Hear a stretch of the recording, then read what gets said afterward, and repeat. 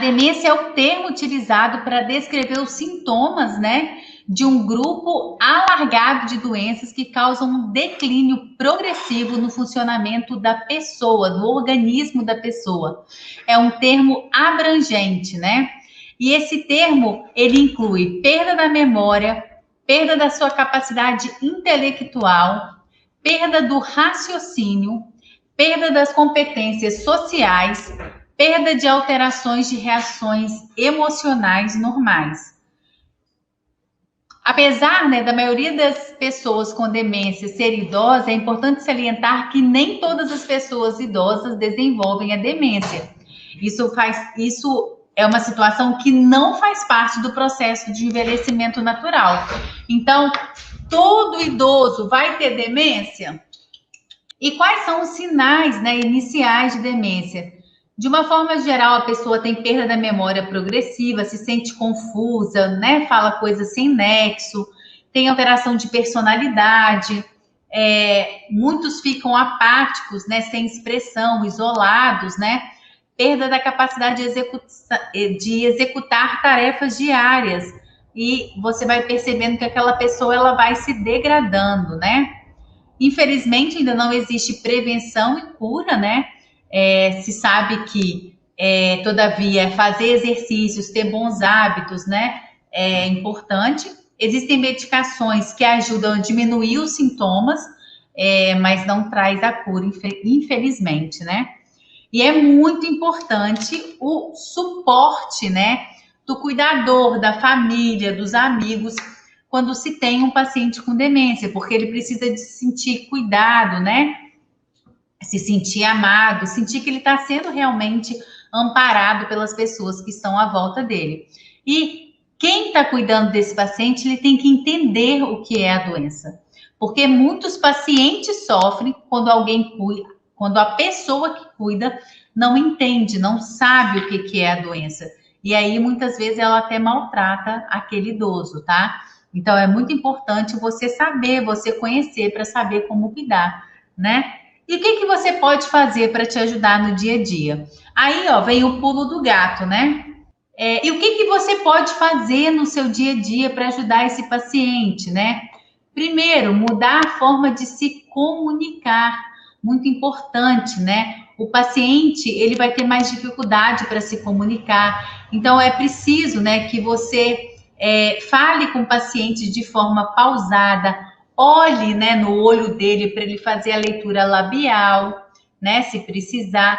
Outra situação que é muito importante vocês estarem atentos, né, é na independência, né? Faça com ele e não por ele. Então, guardem essa frase, você não deve fazer nada para o paciente, deve fazer com o paciente, né?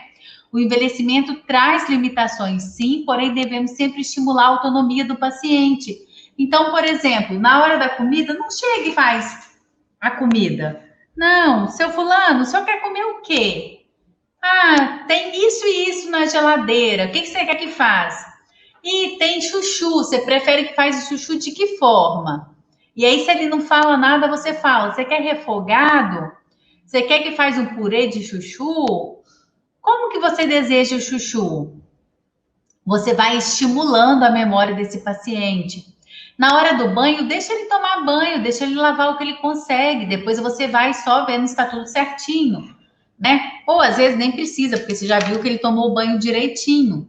Ou de repente você lava, sei lá, só os pés, né? Que para ele é mais difícil, ou só lava a cabeça. Dê independência, claro, com segurança, mas tente dar o máximo de independência possível para o idoso, tá? Cuidando sempre, que eu acabei de falar, da segurança dele, né? Porque devido à diminuição, né, da visão, da audição, né, ele tem maior instabilidade da marcha. Então é essencial que você cuide, né, para evitar quedas. Às vezes uma queda pode ser fatal.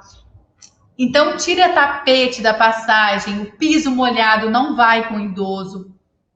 Objetos, né? Tem casa que tem tanta coisa na passagem que às vezes até você que não tem, né, nenhuma dificuldade, você cai. Então tenta deixar esse ambiente mais amplo, né? Eu sei que tem muito idoso que tem mania de que não gosta, né? Que mexe nas coisas dele, que não gosta que mexe, né, no cotidiano dele, não quer que tire o móvel do lugar, mas sempre que for possível, né, tente afastar para a passagem ficar livre para esse idoso, ok? Outra preocupação é ter regras, né, para alimentação. Então, sempre procure oferecer as refeições em locais tranquilos, com o mesmo horário, porque aí o organismo ajuda a ter fome naquele horário, né? E aí o paciente sabe que naquele horário é para fazer isso. Na hora da alimentação, gente, tentar ficar com o paciente ali sozinho, né?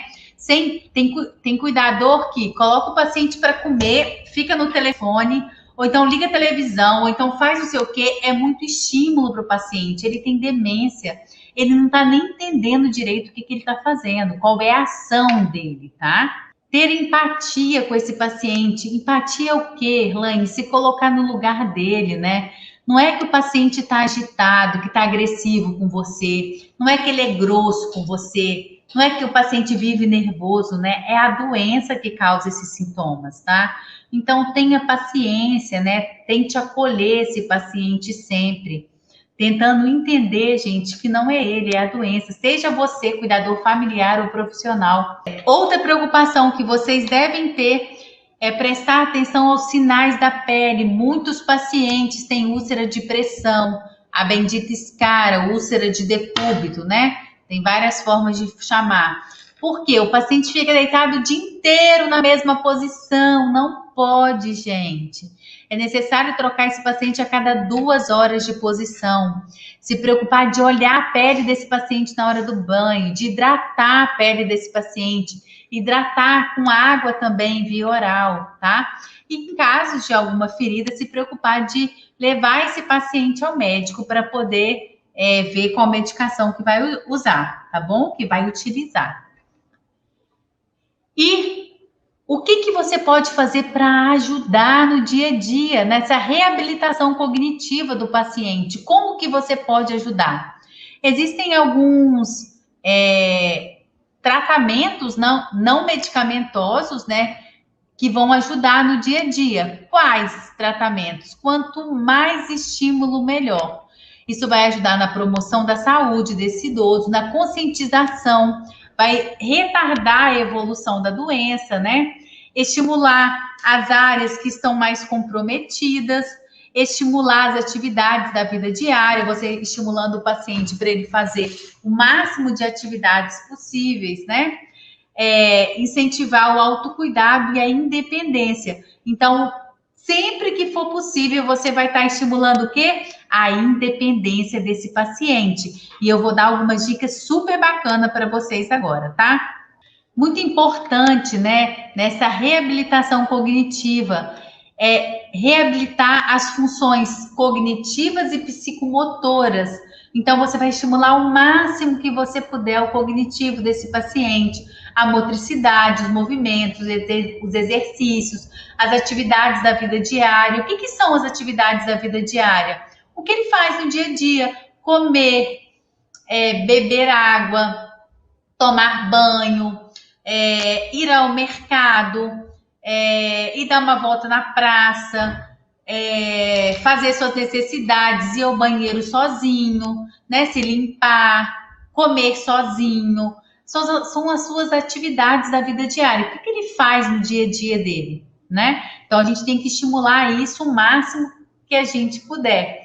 Estimular a interação social, né? Então, se for possível, juntar os idosos para jogar baralho, juntar os idosos para um bate-papo, para fazer uma dinâmica, porque é muito importante eles conversarem, eles contarem as vivências deles, isso é importante.